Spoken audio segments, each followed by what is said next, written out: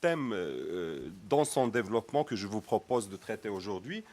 C'est la question de l'appartenance transnationale à la citoyenneté globale, en abordant exactement la question des migrations, d'éthique et des possibilités de contribution au développement social des pays d'origine. Donc voilà, moi je préfère justement vous parler directement. Peut-être je préfère même lire mon texte que j'ai révisé hier soir. Je l'ai coupé, je l'ai chronométré de telle façon que je pourrais peut-être le présenter exactement en 20 minutes. Mais sauf que auparavant, je voulais vous dire deux choses. D'abord, deux omissions volontaires pour donner une coupe théorique à mon travail qui, en fait, a un fond de recherche que je mène depuis pas mal de temps et qui est en train d'aboutir sur un livre qui doit voir le jour au début 2012. Je voulais justement vous montrer l'appel à contribution pour que vous ayez une idée, parce que ce livre-là, où il y a le gros de ma recherche et d'autres collègues, et en même temps serait peut-être une illustration de la possibilité de l'usage d'éthique. Là, c'est qu'en fait, là, quand vous parliez d'éthique tout à l'heure, moi je rêvais un peu et je voyais un apostrophe après le D. Donc je pensais au développement de l'éthique par les multinationales en Afrique. J'essaie de comprendre un peu comment est-ce que ça allait, quelle forme pouvait prendre ça. Mais en fait, ce que je voulais vous dire, c'est que voilà, je voulais vous présenter ce livre-là où il y a justement cette part de ma recherche et de d'autres collègues. C'est un livre qui est multilingue, international, parce il est organisé par moi-même, par une collègue d'une université jésuite du sud, de Porto Alegre, et d'une collègue de Barcelone, de l'université autonome de Barcelone. Et le pari était justement de pouvoir avoir des contributions internationales en plusieurs langues. Nous avons en fait commencé notre appel. Je me souviens que j'avais envoyé l'appel à contribution à Christian.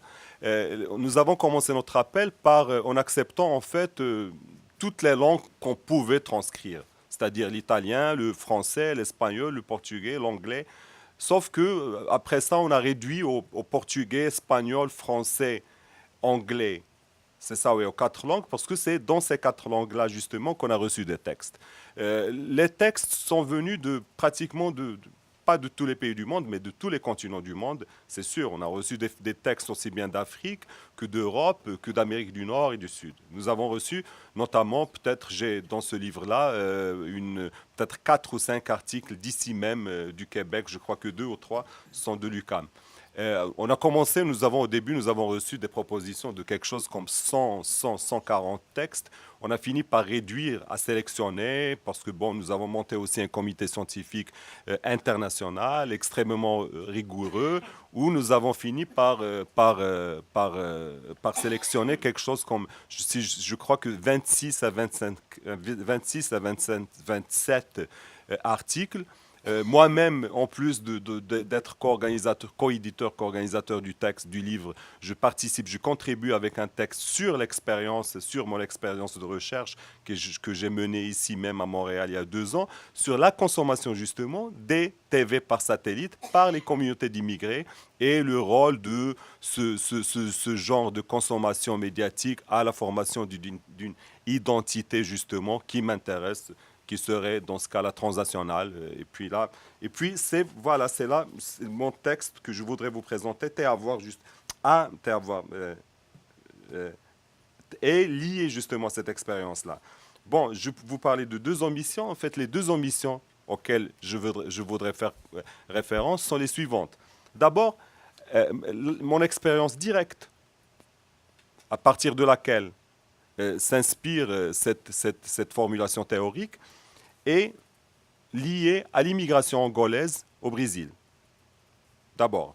Ensuite, les expériences juridiques, associatives, etc., auxquelles je fais référence pour le maintien des liens de filia transnationale entre les pays d'origine et les pays d'accueil, s'inspirent directement de l'expérience du CCME, le Conseil consultatif des Marocains à l'étranger, duquel d'ailleurs je fais partie, je participe aux travaux et qui a, à mon avis, contribué énormément ces dernières années, qui pour moi a été le symbole même de cette tentative d'ouverture marocaine en termes démocratiques, d'une part sur le peuple marocain lui-même et d'autre part sur le monde, comme on se plaît à le dire au sein de ce conseil, s'insérer dans le temps mondial actuel.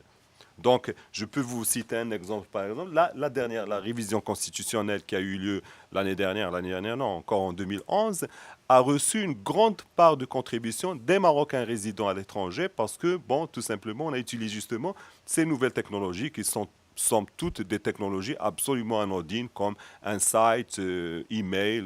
Vous voyez ce qu'on peut faire. On peut faire en fait des choses merveilleuses avec des moyens aussi simples que Skype.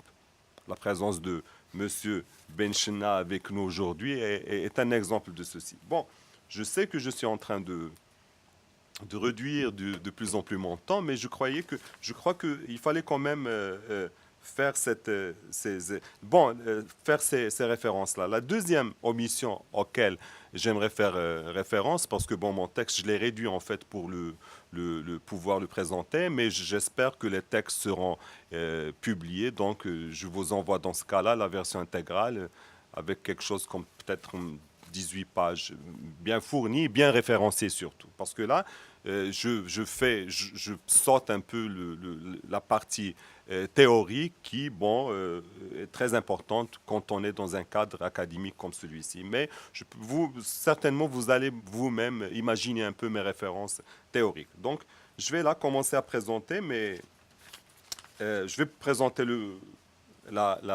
l'organisation du texte. Donc, j'ai organisé mon texte en 4 points. Le premier point est celui des migrations et parcours subjectifs. Le deuxième point est celui de la filie et identification volontaire, au pluriel. Le troisième point est celui de la globalisation et d'éthique, des technologies d'information et de communication. Et le quatrième point, justement, sur la sphère publique et citoyenneté transnationale, essayons d'aborder justement cette possibilité de passage d'une appartenance spontanée et d'une certaine façon passive ou naïve au temps transnational à une sorte de citoyenneté globale qui serait, elle, revendicative et active. Donc, si je commence, je vais vous lire tout simplement la présentation de la thématique, de la problématique, pour que ça soit bien clair. Le but de cette communication est de mettre en relation le fait migratoire, les manifestations sociales et culturelles qui lui sont liées, le processus de mondialisation en tant que cadre organisationnel global de la contemporanéité et les nouvelles technologies de communication, leur fonction de vecteur subjectif, je souligne ça, et idéologique. La problématique ici proposée vise à appréhender tout particulièrement le rôle d'éthique dans la configuration d'ensembles identitaires et culturels transnationaux et le retomber sur le développement social des pays ou régions d'origine.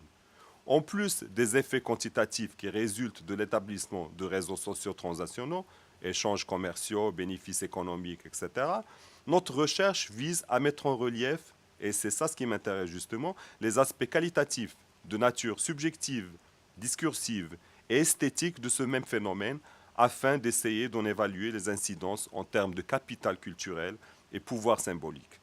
Objectif qui, bien sûr, ne peut être atteint que si l'on discerne clairement le mode par lequel l'usage et appropriation, surtout appropriation, d'éthique, servent de catalyseur subjectif et sémantique pour la traduction du sentiment spontané d'appartenance transnationale en revendication effective et réfléchie de citoyenneté globale. Le premier point sur lequel je pourrais peut-être économiser un peu de temps est celui des migrations. La question des migrations est la grande question qui m'intéresse et sur laquelle je travaille depuis pas mal de temps pour être, à mon avis, d'une part, une question centrale en termes conceptuels et théoriques.